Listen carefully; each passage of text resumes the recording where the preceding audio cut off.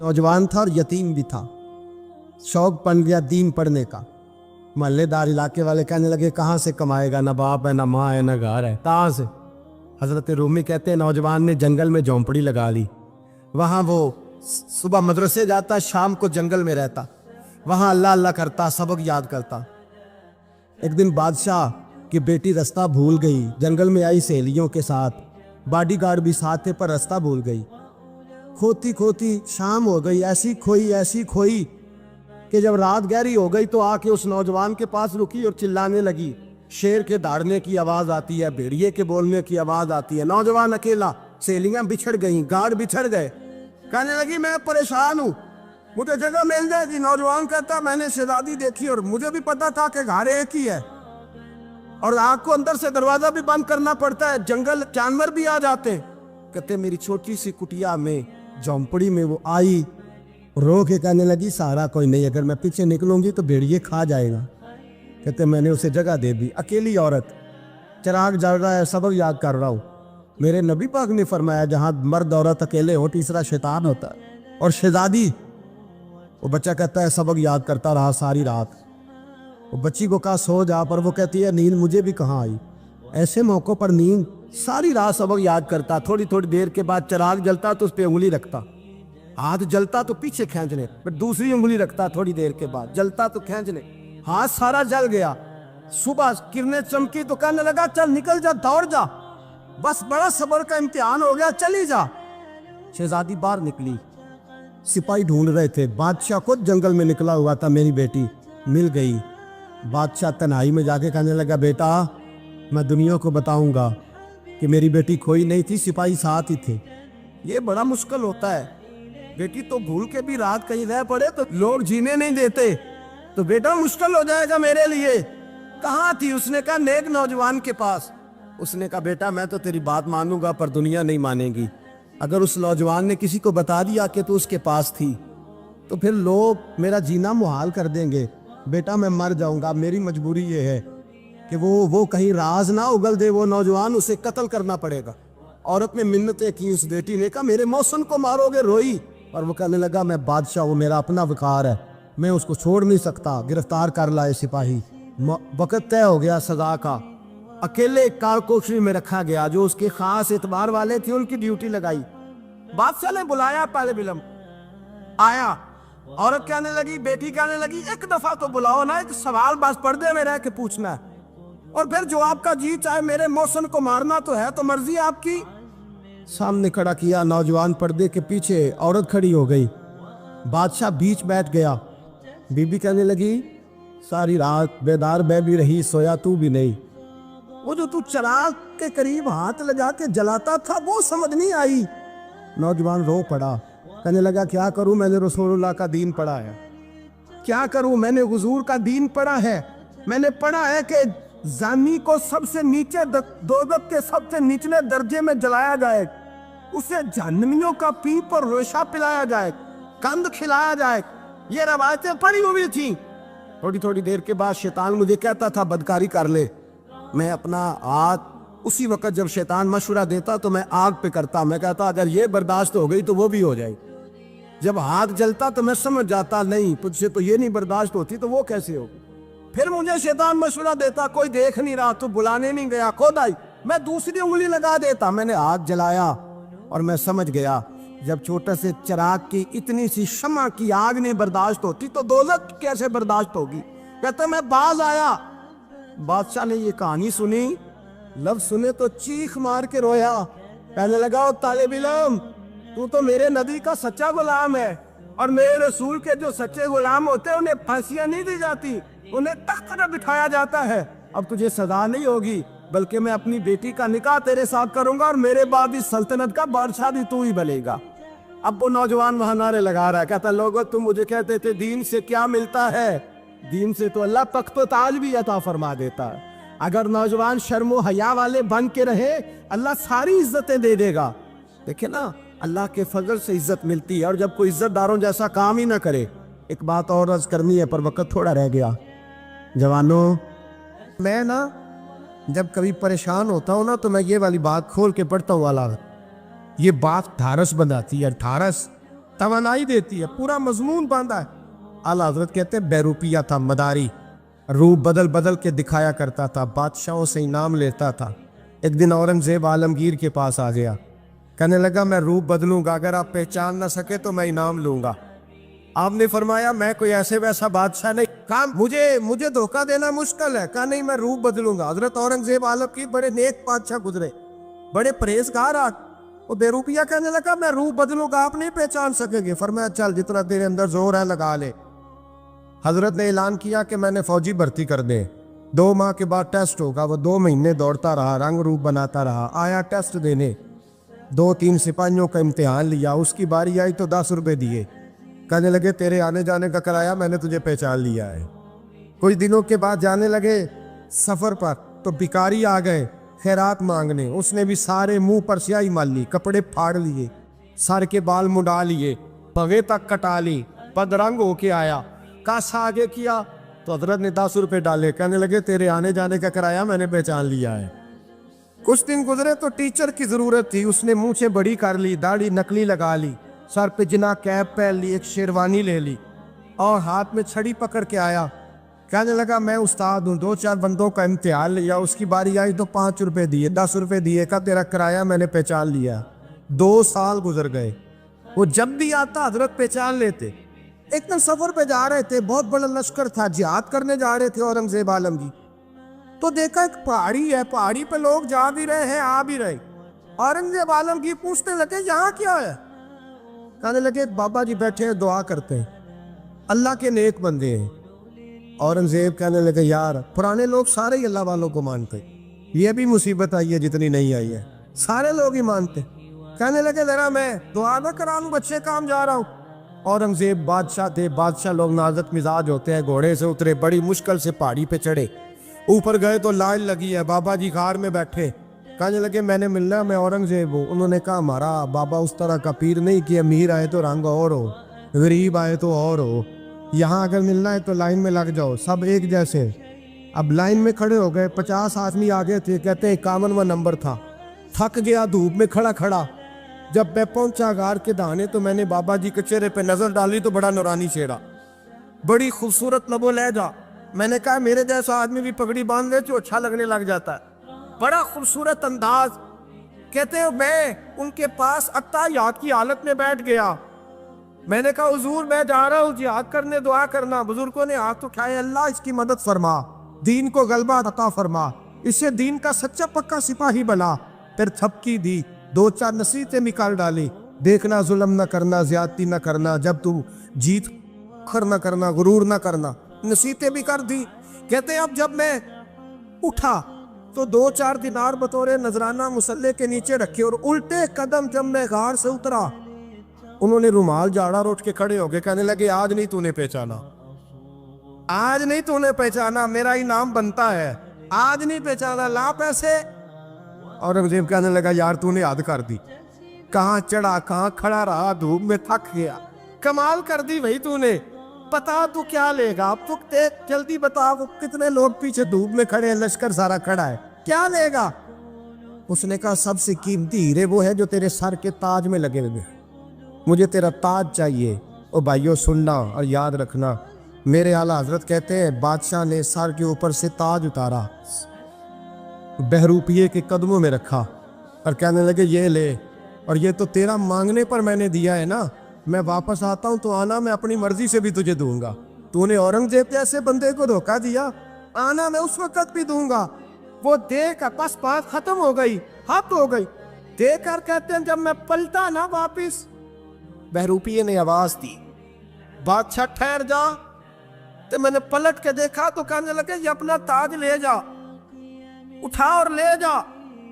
میں نے کہا 2 سال بیت گئے تجھے محنت کرتے, آج قابو آیا تو لے جاؤ. کہنے لگا لے جا, مسئلہ سمجھ میں آ گیا. میں نے کہا مجھے بھی تو سمجھانا.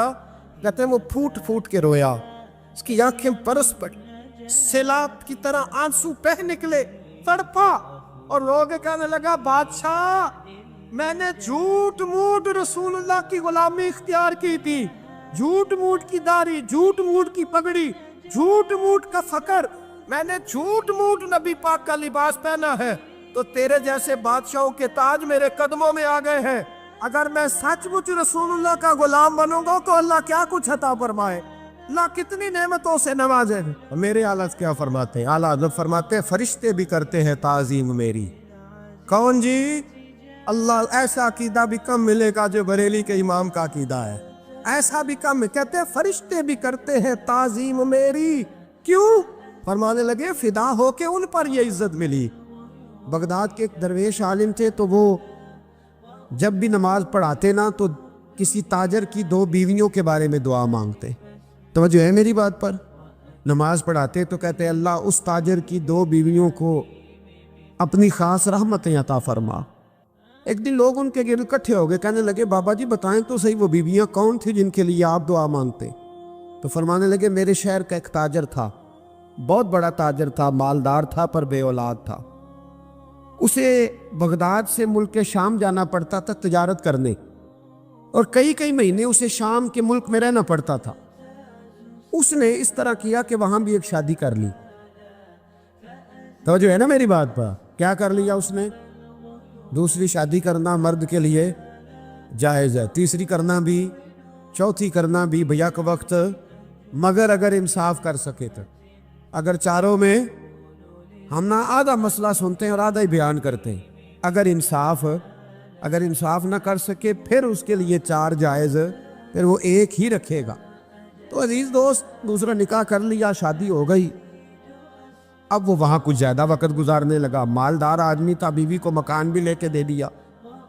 अब वो देर से आता वापिस, और जब आता भी तो उसके वो वाले अंदाज ना होते जो पहले हुआ करते थे। अब बीवी से बड़ा जासूस भी कोई नहीं होता, उसको तो पहले पता चल जाता है कि माजरा क्या है, उसे बड़ी खबर होती है। तो उसने महसूस कर लिया कि बदले बदले से मेरी सरकार नज़र आते। वो कहने लगी अब के जब आता जाता है तो इसके हालात कुछ बदले बदले से हैं, माहौल कुछ और है। उसने एक बूढ़ा आदमी जो उसका अजीज भी था और समझदार भी था उसको तैयार किया। कहने लगी अब के जब मुल्क के शाम जाए ना तो इसका पीछा करना और ख़बर करना कि कहाँ रहता है, कहाँ जाता है, क्या करता है। वो बूढ़े बुजुर्ग जो थे वो खातून के कहने पर कुछ उसने किराया भी दिया। वो उस ताजर के पीछे गए और वापस आके ख़बर दी। कहने लगे कि ये तो 2-3 साल बीत गए, इसने वहाँ भी शादी की हुई है, तुझे बताया ही नहीं। बीवी बड़ी समझदार थी, हौसला मंद, ज़ीरत, उसने शोर नहीं मचाया। उसने कहा कि मैं ना अब जब आएगा ना तो तरीके से बात करूँगी और पूछूंगी कि ऐसा क्यों किया।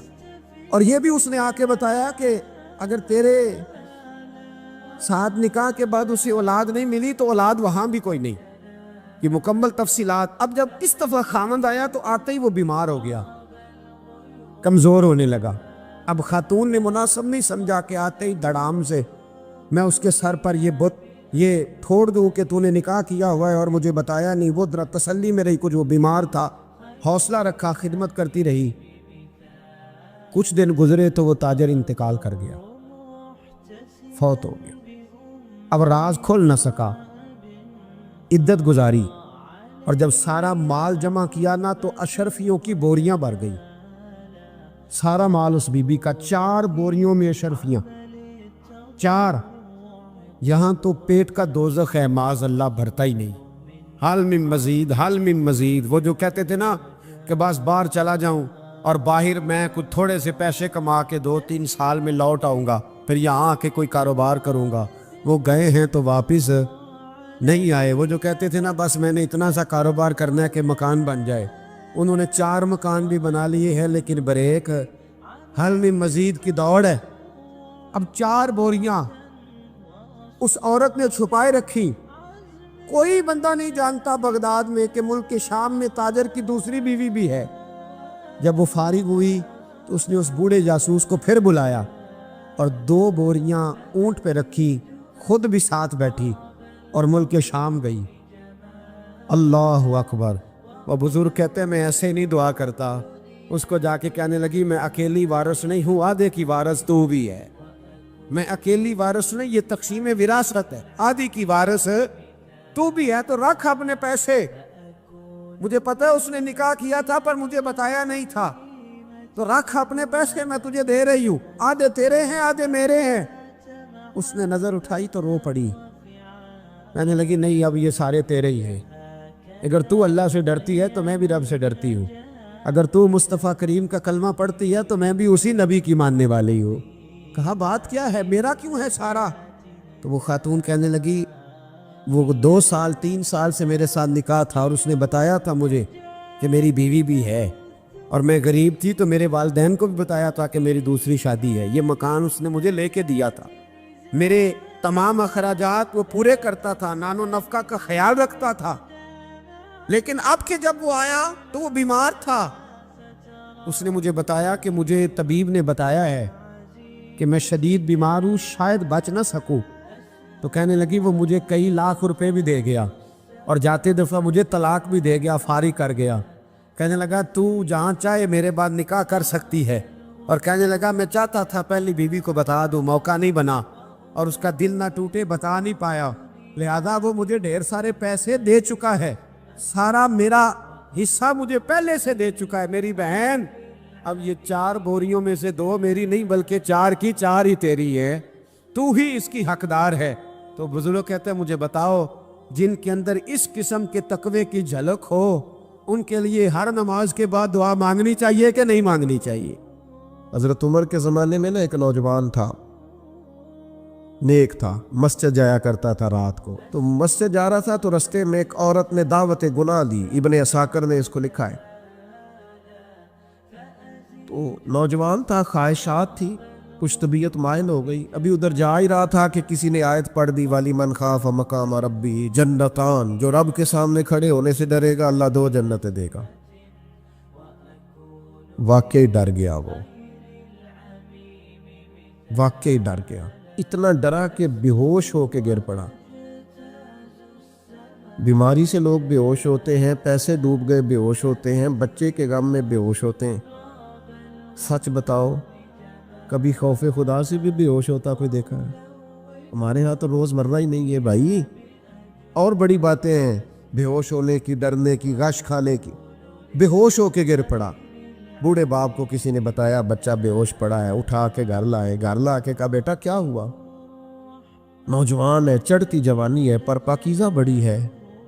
کہنے لگا ابا جی گناہ کی طرف چلا گیا تھا، پر میں نے آیت سن لی جو اللہ کے سامنے کھڑے ہونے سے ڈرے گا رب 2 جنتیں دے گا، میں ڈر گیا تھا، رب واقعی 2 جنتیں دے گا۔ باپ رو پڑے، ابا جی کی آنکھوں میں آنسو آئے اور کہا پتر اللہ بڑا مہربان ہے، اس کے وعدے سچے ہیں، واقعی 2 جنتیں دے گا۔ اس نے پھر ایک چیخ ماری اور اس طرح کی ماری کہ اس کی روح ہی پرواز کر گئی، روح ہی پرواز کر، کشتگان خنجر تسلیم را، عشق کی خنجر سے قتل ہو گئے لوگ۔ صبح حضرت عمر کو پتہ چلا کہ انہوں نے تو رات جنازہ بھی پڑھ دیا، تدفین بھی کر دی۔ جناب عمر فرمانے لگے اتنا نیک نوجوان خوف خدا سے دنیا سے چلا گیا، مجھے کیوں نہیں بلایا، میں جنازہ پڑھتا۔ فاروق اعظم فرما رہے ہیں میرا شوق تھا میں اس کا جنازہ پڑھتا۔ کہ حضور آپ کو تکلیف نہیں دی؟ فرمایا بتاؤ قبر کہاں ہے؟ تے کامل پیر اونا دے باہو قبر جنا دی جیوے۔ حضرت فاروق اعظم قبر پہ تشریف لے گئے اور کھڑے ہو کے فرمانے لگے نوجوان مجھے امید ہے میرے رب نے تجھے 2 جنتیں دی ہوں گی۔ ابن عساکر کھول کے دیکھو تاریخ بغداد نے کیا لکھا ہے۔ حضرت سیدنا فاروق نے فرمایا امید ہے 2 جنتیں دی ہوں گی، قبر کے اندر سے بولا کامل پیرونا دے باہو قبر جنا دی جیوے، قبر کے اندر سے بولا۔ کہنے لگا حضور امید والی بات نہیں، رب کے وعدے سچے ہیں، اس نے واقعی مجھے 2 جنتیں عطا فرمائی، 2 جنتیں دی ہیں، میں نے اپنے مالک کو راضی پایا۔ ہمارے صوفیاء تصوف میں ایک جملہ بولتے ہیں کہ تیرا تو فقر فقر بوزر ہے، یعنی جن کو صحیح درویش کہتے ہیں نا، صحیح درویش۔ مولا علی شیر خدا رضی اللہ تعالیٰ عنہ فرمایا کرتے 2 ہی تو بندے جو رب کے رستے میں کسی شے کی پرواہ نہیں کرتے۔ حضور کون سے؟ فرمایا ابو ذر غفاری ہے اور دوسرے علی المرتضیٰ ہے۔ مولا علی فرمایا کرتے یہ نا مسلمانوں میں سے 4 یا 5ویں مسلمان ہیں، شروع سے ایک سلیم الطبع آدمی، کچھ لوگ طبعاً بڑے نفیس ہوتے ہیں، طبعاً اللہ کی طرف سے شروع سے ہی ان کا جو قبیلہ تھا بنو غفار وہ رہزنی کرتا تھا، لوگوں کو لوٹ لیتا تھا۔ شروع میں یہ کام کیا، لیکن جب کچھ لوگوں کی چیخیں کانوں میں گئیں تو چھوڑ دیا، فرمایا نہیں یار طبیعت نہیں مانتی۔ اور نبی پاک کا کلمہ پڑھنے سے پہلے ہی بتوں کی پوجا چھوڑ کے رب کی عبادت شروع کر دی۔ لوگ پوچھا کرتے تھے آپ عبادت تو کرتے تھے پر منہ کدھر کرتے تھے؟ فرماتے تھے جدھر وہ کرا لیتا تھا کر لیتے تھے۔ کسی نے انہیں بتایا کہ مکے میں ایک شخص ہیں جنہوں نے اعلان نبوت کیا ہے، آپ کی طرح کی باتیں کرتے ہیں۔ انہوں نے اپنے بھائی کو بھیجا، ان کا نام انیس تھا، پتہ کر کے واپس آئے، بھائی کہنے لگے ابو ذر، ان کا نام جندب ہے، اصل میں زر ان کے بیٹے کا نام ہے اور کنیت سے زیادہ معروف ہیں، ابو ذر غفاری کہلاتے ہیں۔ فرماتے ہیں کہ بھائی نے آ کے بتایا کہ وہ نیکی کا حکم دیتے ہیں، برے کاموں سے منع کرتے ہیں، صلہ رحمی کا پیغام دیتے ہیں، لیکن لوگ سارے مخالف ہیں۔ یہ چیز بھی بڑی کاؤنٹ ہوتی ہے، اسے نہ کاؤنٹ کیا کریں۔ لوگوں کی ترجیحات بدلتی ہیں، صبح کچھ، دوپہر کچھ، شام کچھ، اسے نہ کاؤنٹ کریں۔ انہوں نے اس بات کو کاؤنٹ کر کے بتایا کہ لوگ ان کے جو ہے نا وہ مخالف ہیں سارے۔ تو حضرت ابو ذر غفاری کہنے لگے مجھے تسلی نہیں ہوئی، میں خود جا کے پتہ کروں گا۔ کہتے ہیں مکہ شریف آیا تو کسی ایسے آدمی سے پوچھ بیٹھا، میں تو کچھ اور سمجھا تھا، وہ کچھ اور نکلا۔ مکے والوں نے بڑا مارا۔ مکے پہنچ کے پہلی جو چیز ملی وہ مار کھانے کی تھی۔ اب میں ڈرتے کسی سے پوچھتا ہی نہ، بھوک بھی بڑی تھی، رہنے کو جگہ نہیں تھی، حرم شریف میں لیٹا رہتا تھا۔ میرے نصیب دیکھو، مجھے ایک شخص نے آ کے ہلایا، کہنے لگے اگر مناسب سمجھے تو میں آپ کو دیکھ رہا ہوں کافی دیر سے، آپ کوئی پردیسی ہیں، آپ کا اپنا مہمان نہ بنا لوں؟ تو میں نے کہا آپ کا کیا نام ہے؟ کہنے لگے میرا نام ہے علی ابن ابی طالب۔ کہتے ہیں مولا کائنات گھر لے گئے، کھانا بھی کھلایا، جگہ بھی دی، سونے کو خدمت بھی کی، لیکن چونکہ میں تو پہلے ایک سے پوچھ کے مار کھا بیٹھا تھا، میں نے پوچھا نہیں میں کدھر آیا ہوں۔ رات رہے، اگلی رات بھی رہے، لیکن میں نے بتایا نہیں میں کس کام آیا ہوں۔ حضرت ابو ذر غفاری رضی اللہ تعالیٰ عنہ کہتے ہیں خود ہی مولا علی نے پوچھا بتا سکتے ہو کیسے آئے ہو؟ میں نے کہا راز رکھ لو گے؟ فرمایا بڑا کشادہ سینہ دیا رب نے مجھے، تو بات تو کر۔ کہنے لگے یار میں تو محمد مصطفیٰ کی زیارت کرنے آیا صلی اللہ تعالیٰ علیہ وسلم۔ یہ بے نیاز لوگوں میں سے ہیں حضرت سیدنا ابو ذر غفاری۔ میں حضور کی زیارت کے لیے ہوں۔ حضرت علی کہنے لگے سویرے لے چلوں گا۔ انسان بزدل نہیں ہوتا، ہر انسان بزدل نہیں ہوتا، اور بلا وجہ ٹکراؤ کی پالیسی بنا لینا یہ بھی سیانے لوگوں کا کام نہیں۔ حکمت کے تقاضوں کے مطابق چلنا یہ بھی دلیر لوگوں کا ہی کام ہوتا ہے۔ حضرت مولا علی کہنے لگے صبح لے کے چلوں گا پر حالات ٹھیک نہیں، شرارتی لوگ ہر جگہ ہوتے ہیں، اگر کوئی شرارتیوں کا ٹولہ ملا نا جو کھڑا ہوگا جاسوسی کرنے کے لیے کہ حضور کی طرف کون کون جا رہا ہے، تو میں نیچے جھکوں گا جوتے کا تسمہ ٹھیک کرنے کے لیے، لیکن آپ نے نہیں کھڑے ہونا، آپ نے چلتے رہنا ہے تاکہ کسی کو شک نہ ہو۔ کہتے اس ترتیب سے حضرت علی مجھے لے کے گئے، میں حضور کی بارگاہ میں پہنچا۔ مولا علی کہتے ہیں بڑے بڑے لوگ سوال کرتے تھے پر یہ شروع سے سلیم الطبع تھے، مجھے کہہ لینے دینا، جنہوں نے ماننا ہوتا ہے وہ لمبے سوال کرتے ہی نہیں، مان جو لیا تو لمبے سوالوں کی ضرورت ہی کوئی نہیں۔ کہتے ہیں لوگ بڑے بڑے سوال کرتے تھے پر ابو ذر نے 2-3 باتیں پوچھی اور آگے جا کے کہنے لگے حضور ہاتھ بڑھائیں مجھے کلمہ پڑھائیں۔ نبی پاک صلی اللہ علیہ وسلم نے کلمہ پڑھایا، فرمایا باہر جا کے نا ابھی ذکر کرنا کہ تم مسلمان ہو گیا، یہ ماریں گے۔ عرض کی حضور انہیں مارنے دے، میں آیا بھی مار کھا نہیں ہے، انہیں مارنے دے نا۔ پڑا فلک کو کبھی دل جلوں سے کام نہیں، دار دل بھی نے کہا تھا پڑا فلک کو کبھی دل جلوں سے کام نہیں، اور جلا کے راکھ نہ کر دوں تو داغ نام نہیں۔ ماری تو کھانے آئے ہیں، مارنے دے، کرنے دے زور جتنا لگانا ہے لگانے دے۔ باہر جا کے اعلان کیا، مکے والوں نے مارا، اتنا مارا کہ بے ہوش ہو گئے۔ پھر کسی نے بتایا کہ تم نے گزرنا بھی ہے ان کے علاقے سے، بنو غفار سے، پھر ان کا پتہ بھی ہے یہ لوگ بڑے سخت ہیں، پھر چھوڑا۔ تپن بڑے جلالی تھے، زاہد مزاج تھے، فرماتے تھے کہ جو تمہاری ضرورت سے زیادہ ہے وہ سارا صدقہ کرو۔ کنز کے معاملے میں ان کا رویہ یہ تھا، صرف حضرت صدیق اکبر کو کچھ نہیں کہا انہوں نے، باقی حضرت عمر جیسے آدمی کو بھی کھڑا کر کے کہہ لیتے تھے یہ مال کیوں رکھا ہوا ہے خزانے میں، بانٹتے کیوں نہیں سارا؟ اور جناب عثمان غنی رضی اللہ تعالیٰ عنہ کے ساتھ تو باقاعدہ کئی دفعہ اس موضوع پر گفتگو کی۔ وہ کہتے تھے کہ جب اللہ کہتے ہیں قرآن میں کہ مال دولت جمع نہیں کرنی، تو وہ جو لوگ تھے وہ بھی بڑی شانوں والے تھے. وہ کہتے تھے کہ اللہ نے جب زکوٰۃ فرض کی تو مال جمع ہوتا ہے تو زکوٰۃ فرض ہوتی ہے نا. جب فطرانے کا کہا تو مال ہوتا ہے تو فطرانہ آتا ہے نا. تو آپ جو کہہ رہے ہیں وہ ٹھیک ہے، پر آپ اعلیٰ بات کر رہے ہیں تقوی کی، سارا بانٹو. تو حضرت ابو ذر غفاری کہتے تھے چلو ٹھیک ہے تمہاری بھی بات مان لیتا، پر یہ بتاؤ مدینے والے کا اپنا طریقہ کیا ہے؟ کہ بھئی حضور کا طریقہ تو وہی ہے جو آپ بتا رہے ہیں. تو فرمانے لگے پھر اس رستے نہ چلے جو رستہ مدینے والے رسول کا ہے. اور حضور سے، نبی پاک سے عشق کرتے بڑا کھل کے. یہ صحابہ صفہ میں سے تھے. کلمے پڑھنے کے بعد چونکہ طبیعت جلالی تھی تو حضور نے بھیج دیا، فرمایا واپس جاؤ اپنے قبیلے میں تبلیغ کرو. واپس گئے، بھائی کو مسلمان کیا، والدہ کو مسلمان کیا، قبیلہ سارا مسلمان کیا، وہیں رہے. ہجرت مدینہ کے بعد آئے تبوک کے موقع کے قریب، اور حضور نے صحابہ صفہ میں رکھ لیا. نوکری کرتے مدینے والے رسول کی، دلیر آدمی تھے، بڑا قبیلہ تھا، پر ڈیوٹی کرتے، ڈیوٹی خدمت کرتے. ایک بیٹا تھا زار اس کا نام تھا، اس کی ڈیوٹی لگائی تم نے میرے نبی پاک کے اونٹ چرانے. ڈاکو آئے تو صاحبزادہ اونٹوں کی، اونٹنیوں کی حفاظت کرتے شہید ہو گیا. اور یہ انوکھا بندہ ہے جس نے شرط لگائی تھی کہ میں نے کالی سیاہ رنگ کی عورت سے شادی کرنی. انوکھا بندہ ہے. ایک بیٹی تھی، ایک بیٹا، بیٹا شہید ہو گیا. بیوی سے کہا تم نے نبی پاک کے گھر میں خدمت کرنی ہے، حضور کے گھر والوں، اور میں نبی پاک کی نوکری کروں گا.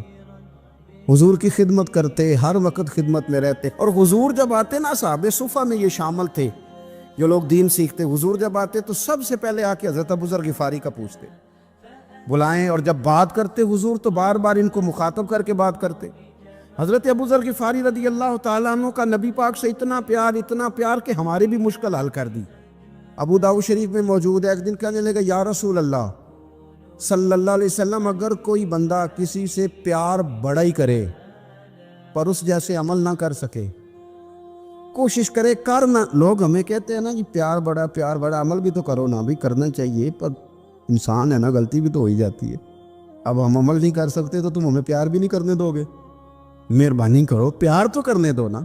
حضرت ابو ذر غفاری نے کہا، ابو داؤد شریف میں موجود ہے، یا رسول اللہ صلی اللہ تعالیٰ علیہ وآلہ وسلم، حضور پیار بڑا کرے پر ان جیسے عمل نہ کرے تو حکم کیا ہے؟ تو حضور نے فرمایا پیار سچا کرے، اللہ قیامت کے دن جس سے محبت کرے گا نا اس کے ساتھ ہی دونوں کو اکٹھا فرما دے گا. تو حضرت ابو ذر نے فوراً کہا حضور پھر مجھے آپ سے بھی بڑا پیار ہے، رب سے بھی بڑا پیار ہے. فرمایا فکر نہ کرنا، جنت میں اکٹھے ہی جائیں گے. اتنی محبت رسول پاک کی ذات کے ساتھ. حضور کی نوکری کرنا. ایک دن خدمت کرتے کرتے سو گئے. حضور مسجد میں آئے پتہ کرنے کہ ابو ذر آرام کر رہا ہے. یہ بھی مزہ ہوتا ہے، خیال رکھنا اپنے درویشوں کا، کیا کھایا کیا پیا، کہاں سوئے. حضور رات کو آئے، یہ سوئے ہوئے. فرماتے ہیں حضور نے میرا انگوٹھا ہلایا، میں اٹھ کے بیٹھ گیا، حضور بھی میرے پاس بیٹھ گئے. اور میں ابو ذر بڑا پیار کرتے ہو، سونے آپ کو پتہ ہی ہے. کہ یار تو بڑی نوکری کرتا ہے، ایک دن وہ بھی آئے گا جس دن تجھے میری مسجد اور میرے شہر سے جانا پڑے گا، پھر کیا کرو گے؟ تو عرض کی حضور کسی کی طاقت ہے مجھے آپ کے شہر سے نکالے؟ میں تلوار نکال لوں گا. نبی پاک نے فرمایا تلوار نہ نکالنا، جہاں تمہیں بھیجا جائے چپ کر کے چلے جانا. حضور کب تک؟ فرمایا جب تک اللہ تیری اور میری ملاقات نہیں کرا دیتا، یعنی وصال تک. یہ واحد شخص ہیں کہ حضور کے وصال ظاہری کا وقت آ گیا تو فرمایا کوئی میرے ابو ذر کو بلاؤ. جب یہ آئے تو حضور لیٹے ہوئے تھے، یہ جھکے نبی پاک کی طرف، حضور میں حاضر ہو تو حضور نے پکڑ کے سینے کے ساتھ لگا لی. میرے رسول پاک صلی اللہ علیہ وسلم کی خدمت میں ایک دفعہ عرض کرنے لگے حضور مجھے صوبے کا گورنر بنا دے. تو نبی پاک نے فرمایا ابو ذر میں عہدے پسند نہیں کرتا، تو تمہیں بھی میں کہتا ہوں عہدہ نہ لینا، تمہیں بھی کہتا ہوں عہدہ نہ لینا. فرمایا ابو ذر میں جو چیز اپنے لیے پسند کروں گا تمہیں بھی اسی کا مشورہ دوں گا. تم بندے اچھے ہو پر یہ کام تمہارے بس کا نہیں ہے. بڑے زاہد آدمی. میرے رسول کریم صلی اللہ تعالیٰ علیہ وآلہ وسلم نے ان کے بارے میں فرمایا جس طرح نبیوں میں حضرت عیسیٰ علیہ السلام ہوئے. حضرت عیسیٰ دیکھیں نا، انبیاء میں اللہ تعالیٰ نے ہر قسم کی عظمت نبیوں کو دی. جناب سلیمان علیہ السلام کا تو تخت بھی ہوا میں اڑتا تھا، جن تک تابع دار تھے. اور نبیوں میں حضرت عیسیٰ بھی ہیں جن کے پاس گھر بھی کوئی نہیں، شادی بھی کوئی نہیں کی، اینٹ سرانے رکھ کے تکیہ بناتے. ایک ان کے پاس کنگھی تھی اور ایک پیالہ تھا.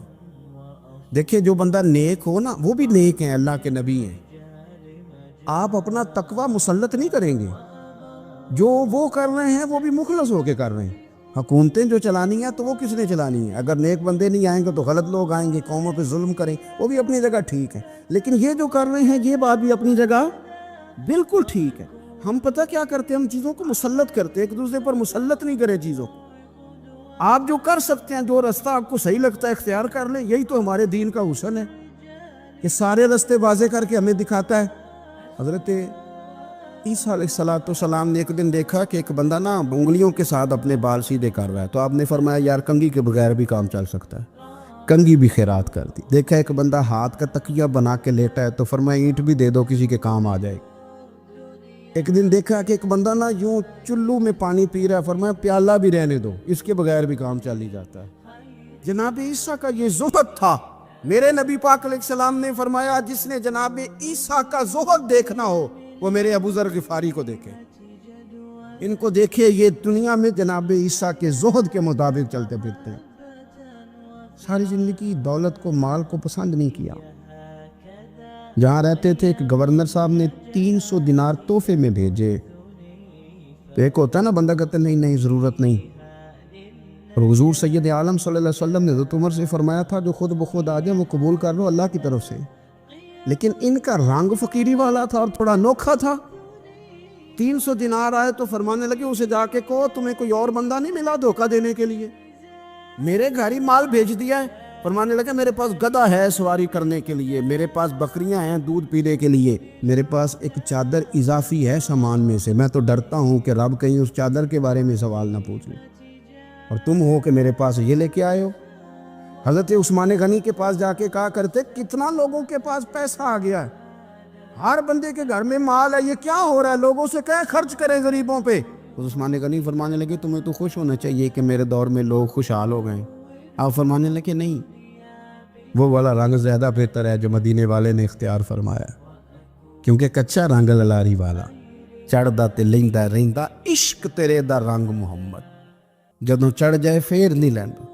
آپ کی طبیعت کے اندر دولت سے بیزاری. حضرت ابو درداء, حضرت ابو موسیٰ اشعری, حضرت ابو ہریرہ رضی اللہ تعالی عنہ, یہ سمجھ لیں ان کے کلاس فیلو تھے, ان کے ساتھ پڑھا تھا انہوں نے. حضرت ابو ذر غفاری ان پر بھی جلال کرتے. آپ یقین کریں کہ طبیعت نا ایسے کیف میں آ گئی ان کو پڑھ کے. ان کو پڑھا جب کچھ دنوں سے تو کچھ انوکھا, یہ انوکھی وجہ ہے, سارے زمانے سے نرالے ہیں. یہ بندے کون سی بستی کے یار اب رہنے والے ہیں, یہ کس طرح کے لوگ ہیں, کیا سوچ ہے. حضرت ابو درداء رضی اللہ تعالیٰ عنہ کے گھر کے قریب سے گزرے تو حضرت ابو درداء مکان بنا رہے تھے.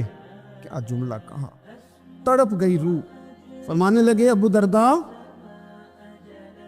تجھ سے مجھے یہ امید نہیں تھی یار. فرمایا کیا ہوا؟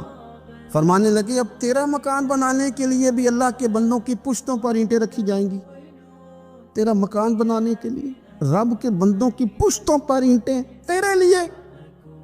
حضرت ابو درداء نے گردن جھکا لی. فرمایا یار جہاں تو ہے نا تو بالکل ہی ٹھیک کہتا ہے. کیوں؟ میرے نبی پاک صلی اللہ علیہ وسلم نے فرمایا اس زمین کے اوپر اور آسمان کے نیچے ابو ذر غفاری سے سچا بندہ کوئی نہیں, ان سے زیادہ سچا کوئی نہیں. فرمایا تو ٹھیک کہتا ہے یار, صحیح کہتا ہے. حضرت ابو موسیٰ اشعری رضی اللہ تعالیٰ عنہ کو گورنر بنا دیا گیا عراق کا. اب حضرت ابو موسیٰ اشعری صحابہ میں ایک بڑے جلیل القدر صحابی ہے, اور ان کی عظمتیں, رفتیں, بلندیاں کیا کہنا, بڑی گہری دوستی تھی. لیکن جب وہ گورنر بن گئے نا تو آپ نے فرمایا بس بھئی اب تو نے عہدہ لے لیا ہے, یہ بندے کو ٹھیک نہیں رہنے دیتی تھی, اب تو عہدے میں چلا گیا. بڑی مدت کے بعد ملاقات ہوئی حضرت ابو موسیٰ اشعری کے ساتھ. وہ دوڑ کے آئے حضرت ابو ذر غفاری کے گلے ملنے, میرا بھائی میرا بھائی. فرمایا پیچھے ہٹ جا, میں نہیں تیرا بھائی, تو گورنر ہے, میں غریب آدمی ہوں, اپنا کام کر. پھر دوڑ کے آئے. فرمایا ابو ذر تو میرا بھائی ہے یار, اکٹھے پڑھتے تھے حضور. فرمایا نہیں جا, تو نہیں میرا بھائی. پھر آئے. جانتے تھے نا یہ سچا بندہ ہے, یہ سچا بندہ ہے, یہ تقریروں والا نہیں, صرف وعظوں والا نہیں, اس کے اندر بھی بڑی سچائی ہے. قریب آئے، آ کے کہا یار تو میرا بھائی ہے، میرے سینے لاگ. فرمانے لگے تو تیسری بار آیا ہے، مومن ہے، میں منہ نہیں موڑ سکتا، پر پہلے مجھے بتا گورنر بننے کے بعد تو نے مکان کتنے بنائے، باغ کتنے لگائے، چکیاں کتنی لگائی، کتنے تو نے چیزیں بنائی ہیں، پہلے بتا. تو ابو موسیٰ اشعری نے ان کا ہاتھ پکڑا، رونے لگے، کہنے لگے جس محبوب سے تو نے تربیت لی ہے میں بھی انہی کا نوکر ہوں، جن کپڑوں میں میں عراق گیا تھا میرے ہاتھ بھی وہی ہیں. یار کیا بات کرتا ہے تو، میرے وہی ہیں. مجھے بتا اگر یہ عہدے خدمت کے ہم نہیں لیں گے تو پھر کیا ظالموں کو دیں گے، غیروں کو دیں گے؟ نہ کر، کچھ نہیں بنایا.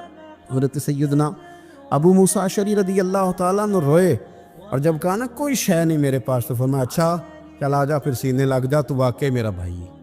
پھر حضرت ابو ذر غفاری نے محبت فرمائی، وہ درویشی، وہ فقیری، وہ سادگی، وہ نورانیت، وہ دل کے ساتھ اندر. ہمارے تو بہت سارے لوگ ہیں جو کہتے ہو کہاں لے جانا ہے مال، کیا ضرورت ہے مال کی، ہر وقت مال کی مخالفت کرتے، لیکن دل ان کا کہتا ہے کہ آئے صحیح، کسی طریقے سے پہنچے صحیح. حضور نے فرمایا بعض لوگوں کی زبانیں شہد سے زیادہ میٹھی، دل بھیڑیے سے زیادہ خطرناک. اوپر سے کہہ کچھ رہے ہیں، اندر حالات کچھ اور ہیں.